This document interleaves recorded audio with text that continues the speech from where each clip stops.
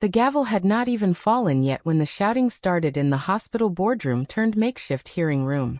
"You two are destroying the innocence of our children with your sick agenda," a red-faced father yelled, pointing directly at Athena, and Emerson, his voice cracking with rage. Emerson squeezed Athena's hand tighter, her heart pounding as the words cut deep. But neither woman backed down, unaware that this very accusation would soon be overshadowed by a crisis that would force the entire city to rely on the very hands they wanted to ban. The air in Chicago General Hospital's conference room hung thick with tension, fluorescent lights buzzing overhead like angry hornets. Athena Brooks stood tall at 5'10", her dark hair pulled into a neat ponytail, her white coat crisp against her olive skin. At 32, she had built a reputation as one of the best pediatricians in the Midwest, known for her no-nonsense approach and her willingness to fight for every kid who walked through the doors. Beside her, Emerson Hale, 5'6", with soft blonde waves framing her heart-shaped face, gripped the edge of the table, her knuckles white. She was the quieter one, the ER doctor who stayed late to hold the hands of frightened parents, and who had fallen hard for Athena's fire 4 years ago during a brutal night shift when they had saved a toddler from respiratory failure together. Their love had grown in stolen moments between rounds, quiet dinners in Athena's apartment, and whispered promises that the world would eventually catch up. But the world had not caught up. It had come for them instead. The complaint had been filed 2 weeks earlier by a coalition of parents from the local school district. They claimed that Dr. Brooks and Dr. Hale had used their positions in the community health outreach program to push an immoral lifestyle on impressionable teens.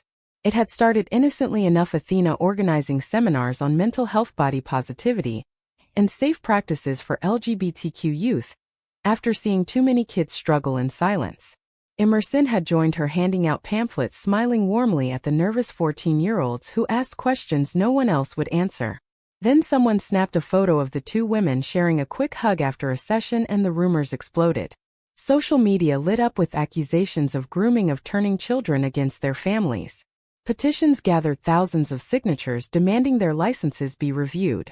Athena met the glares head-on, her voice steady as she addressed the board.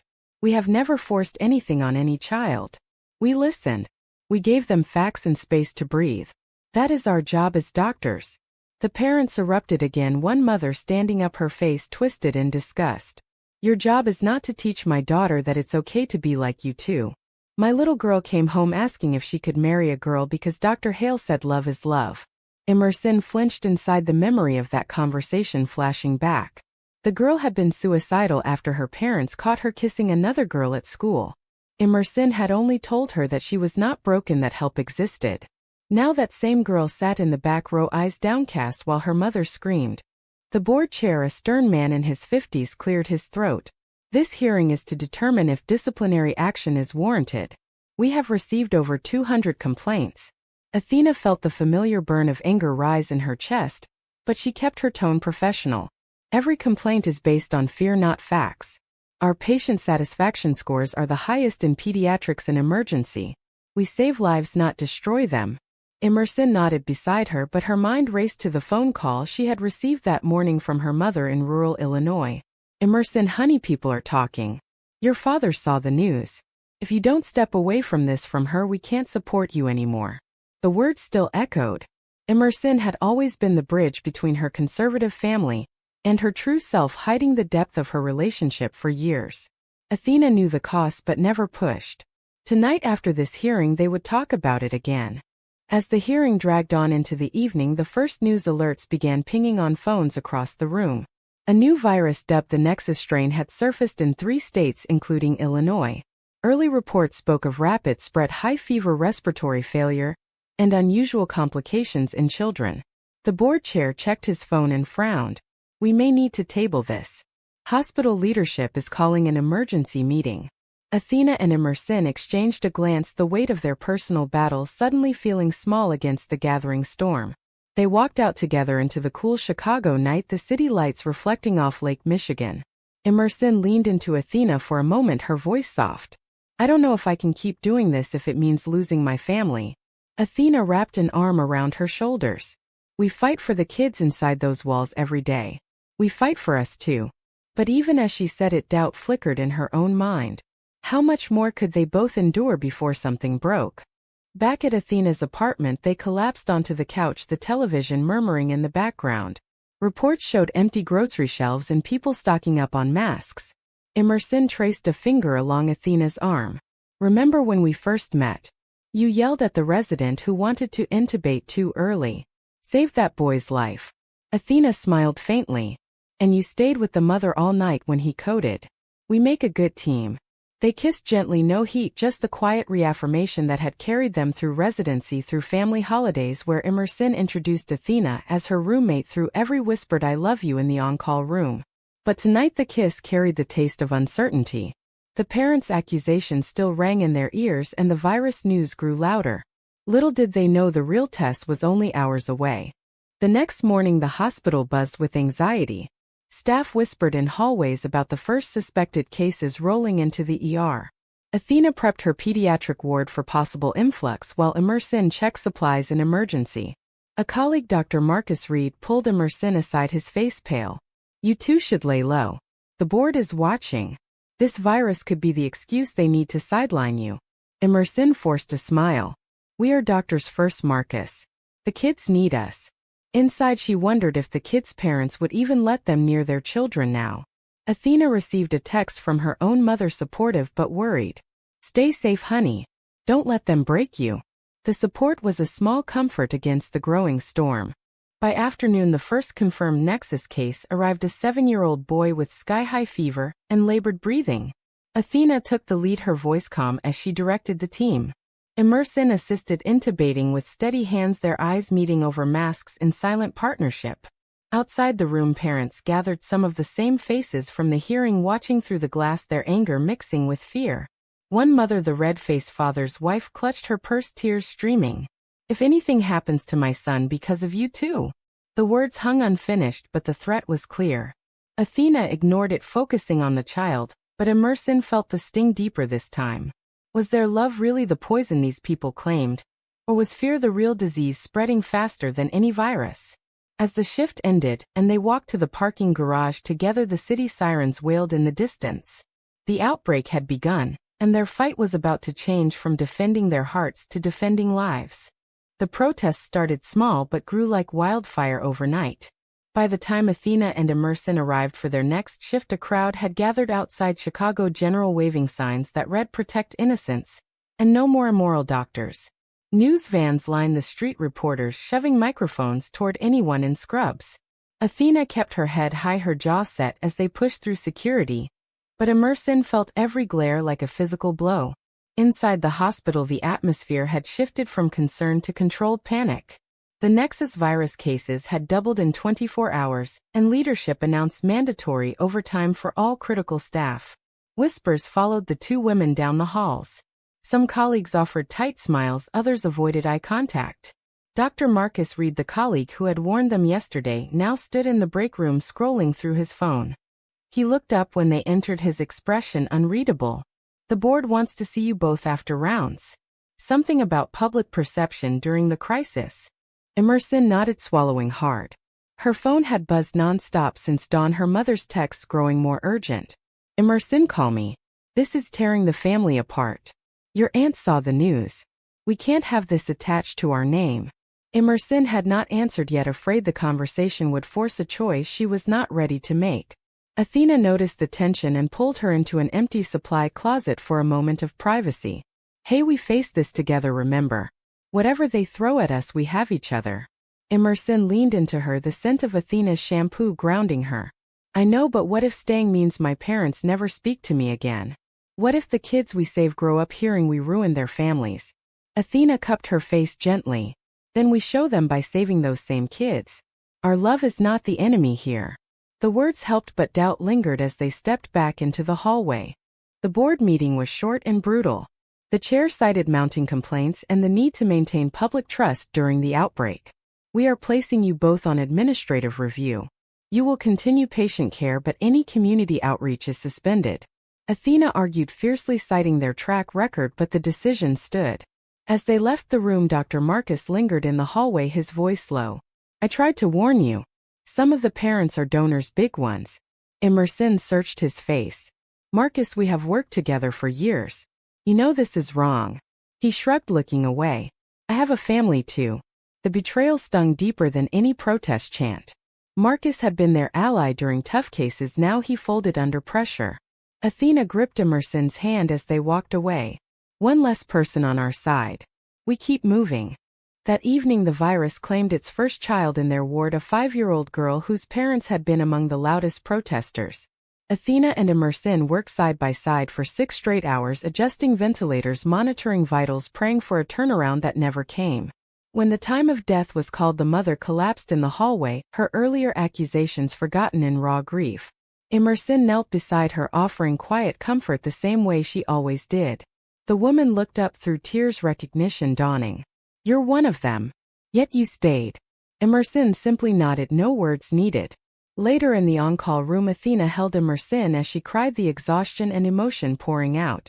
I don't know how much more I can take. My mom called again, said if I don't distance myself from you, she is cutting me off financially and emotionally. Athena stroked her hair, fighting her own tears. I would never ask you to choose me over family. But walking away from this from us would break me too. They talked late into the night, weighing every option, the moral cost of hiding their love against the social cost of living it openly. The next day protests turned uglier. A small group blocked the staff entrance, chanting slurs until security intervened. Inside the hospital, more staff called out sick, fear of the virus mixing with discomfort around the controversy. Athena and Emerson picked up extra shifts, their bodies aching but their resolve hardening. During a brief lunch break, Emerson checked her messages, another from her father, this one final. We love you, but we cannot condone this lifestyle, especially now. Come home alone or don't come home. The words shattered something inside her. Athena found her in the chapel, sitting in the back row, staring at the cross. Emerson looked up, her eyes red. They want me to choose. Athena sat beside her, taking her hand. Then choose what your heart knows is right. The kids in these beds don't care who we love. They care that we show up. Emerson nodded slowly, the internal conflict raging but a spark of clarity emerging. I choose us. I choose staying. As night fell, new cases flooded the ER. The city declared a state of emergency, and reports showed other hospitals losing staff to fear or family obligations. Athena and Emerson prepared for another long night, their white coats stained with sweat and antiseptic. Outside the windows, the protest signs glowed under streetlights, a stark reminder of the world that judged them. Yet in the quiet moments between codes, they found strength in each other, a stolen glance, a quick touch. The virus was spreading, but so was their determination. They had no idea how alone they would soon stand. The Nexus virus hit like a tidal wave overnight, turning Chicago General into a battlefield of beeping monitors and hurried footsteps. By dawn, the pediatric ward overflowed with coughing children, their small bodies fighting the aggressive strain that attacked lungs and hearts with terrifying speed. Staff shortages worsened as nurses and doctors called in, citing family concerns or personal risk. Athena moved from bed to bed, her voice steady as she reassured terrified parents. Emerson coordinated from the ER, triaging the endless stream of ambulances. Their earlier hearing and protests felt like a distant memory, now replaced by the raw urgency of saving lives. Yet even in chaos, the accusations lingered. One father refused treatment for his son when he learned Emerson was on the case. I don't want her touching him. The charge nurse had to intervene, reassigning the patient while Emerson swallowed the hurt and moved on to the next. Deep down, Emerson wrestled with guilt. Was her presence truly harming these families more than the virus itself? Athena caught her during a 5-minute break in the stairwell, pulling her close. You are saving lives right now. That is the only truth that matters. Emerson nodded, but the family texts kept coming, her mother's pleas turning to demands. The internal battle raged every time she picked up a chart. Meanwhile, Athena faced her own demons. A prominent donor, the same one who funded half the pediatric wing, had emailed the board demanding their removal. The pressure mounted, but Athena channeled it into action, intubating a critical toddler with precision that left the team in awe. Their partnership shone brightest under fire, Athena directing Emerson, anticipating needs without words. By midday, the hospital announced voluntary evacuation for non-essential staff. Half the department walked out, citing the risk. Marcus was among them, stopping by the nurses' station with his bag packed. I wish you two would come too. This is not worth dying for. Athena stared him down. It is worth it for the kids who have no one else. Marcus left without another word, his betrayal complete. That night the ward hit capacity. Athena and Emerson worked 20 hours straight, their bodies screaming for rest, but their minds locked on the next breath, the next medication adjustment. A 12-year-old girl coded twice, Emerson performing CPR while Athena called the orders. They brought her back, both women collapsing against the wall afterward, sweat and tears mixing. Emerson whispered, "I can't lose another one." Athena replied, "Then we don't." The moral dilemmas piled up. One parent, the mother from the hearing who had lost her daughter earlier, now begged for help with her second child. Emerson treated him without hesitation, ignoring the woman's earlier hate. Later the mother pulled her aside, voice breaking. "I was wrong about you. Please save him." The moment offered a glimpse of redemption, but Emerson knew it changed nothing about the broader prejudice. Family pressure peaked when Emerson's brother called, threatening legal action over some old family trust if she did not return home immediately. Emerson hung up shaking. Athena held her through it, the cost of their choices becoming painfully clear. Each decision to stay exacted a price on their relationship, their health, their futures. Yet they kept showing up. As the sun rose on the third day of the surge, the hospital director gathered remaining staff. "We are down to skeleton crew. If you need to leave, no one will blame you." Silence fell until Athena spoke. "We are staying." Emerson echoed her. The room nodded, some with admiration, others with exhaustion. The two women returned to their posts, the weight of being among the last lines of defense settling on their shoulders. Internal conflicts swirled, Athena questioning if her stubbornness was endangering Emerson wondering if love justified the isolation. But every saved child silenced the doubts for a moment. The outbreak had stripped away illusions, leaving only raw truth. They were alone but together. Exhaustion settled into their bones like lead as the Nexus virus continued its relentless assault. Athena had not slept more than 3 hours in 4 days, her eyes bloodshot but her hands still steady during procedures. Emerson moved through shifts like a ghost, her gentle demeanor cracking under the strain of constant loss and constant judgment. The relationship that had once been their sanctuary now bore the scars of stress. During a rare quiet hour in the on-call room, they argued for the first time in months. "You keep pushing like this and you will burn out," Athena snapped, her voice sharper than intended. Emerson shot back, "I am pushing because if I stop I have to face what my family is doing to me." The words hung heavy until Athena softened, pulling her into an embrace. "I am sorry. I just cannot lose you to this." Their kiss was desperate, a reminder of the happiness they fought to protect. The moral crisis deepened when the son of the lead accuser father arrived in full respiratory failure. The man stood outside the room, arms crossed, refusing to leave. Emerson hesitated at the door, her mind flashing to the courtroom shouts. Athena touched her shoulder. "We treat the child, not the parent." They worked together for hours, adjusting oxygen levels, fighting for every heartbeat. The father watched through the glass, his face a mask of conflicting emotions. When the boy stabilized, he approached them in the hallway, voice low. "I still don't agree with what you are. But you saved him." Emerson met his gaze. "That is enough for now." The encounter left them drained yet oddly hopeful, a small crack in the wall of prejudice. Emerson's exposure scare came without warning. During a code, she coughed violently after removing her mask for a split second. Protocol kicked in, immediate quarantine, testing and isolation. Athena paced outside the room, her heart in her throat. The hours stretched into eternity, internal voices screaming, "What if?" When the test returned negative, relief flooded them both, but the fear lingered. In quarantine, Emerson texted Athena, "I was so scared, not for me, but for leaving you to face this alone." Athena replied, "You are never alone."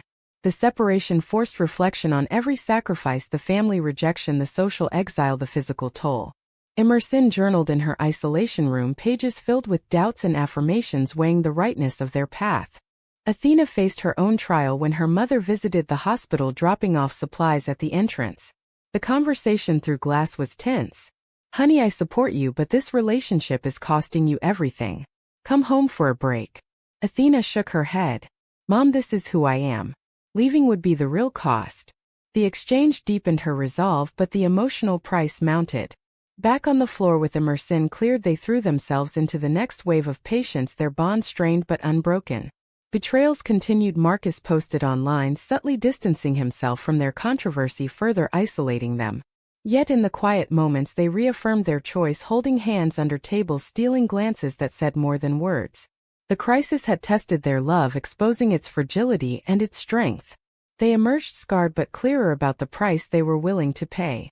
The climax built as the Nexus virus mutated, claiming more young lives and pushing the remaining staff to breaking points. Power flickered in the hospital during a citywide surge, shortages of ventilators forcing impossible decisions. Athena and Emerson stood at the center of it all, directing resources, triaging with heavy hearts. A betrayal from within shattered the fragile trust, when an anonymous tip to the media revealed details of their personal lives, twisting their relationship into clickbait headlines. Protesters returned louder, emboldened by the coverage. Emerson broke down in a storage closet, Athena finding her there rocking with sobs. "They want us gone. Maybe we should." Athena knelt holding her. "No. We stay because walking away now would mean letting the hate win." The moment marked Emerson's awakening, her doubts transforming into fierce determination. They saved the life of a teenage girl who had attended one of Athena's old seminars, the same girl who had once asked about love. The parents thanked them, tears flowing, the accusation forgotten in gratitude.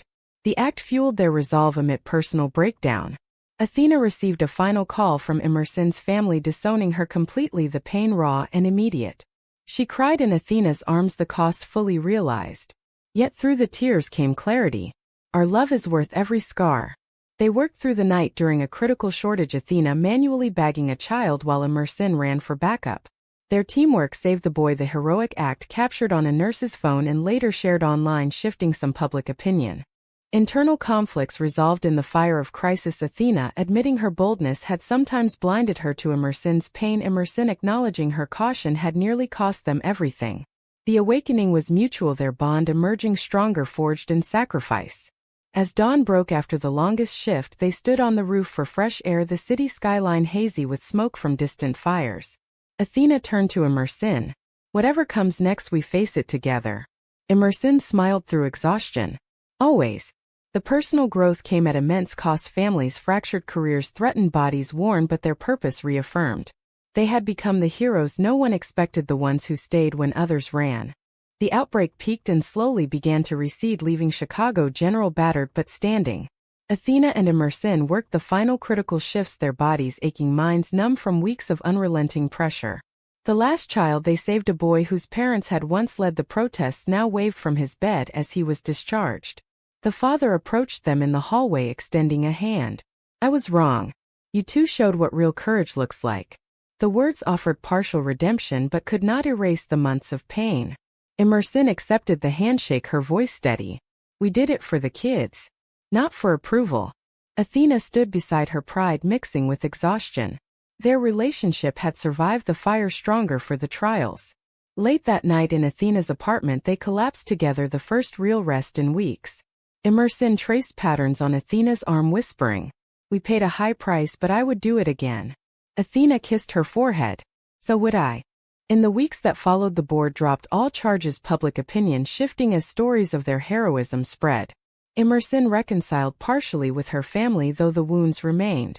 Athena advocated for better support for frontline workers, channeling her experiences into change.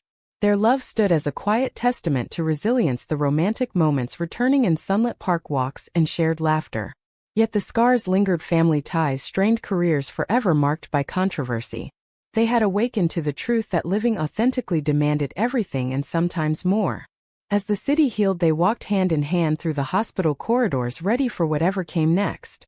When love and duty demand everything from you while the world condemns who you are, do Athena and Emerson's sacrifices prove them right, or were they fools for not walking away?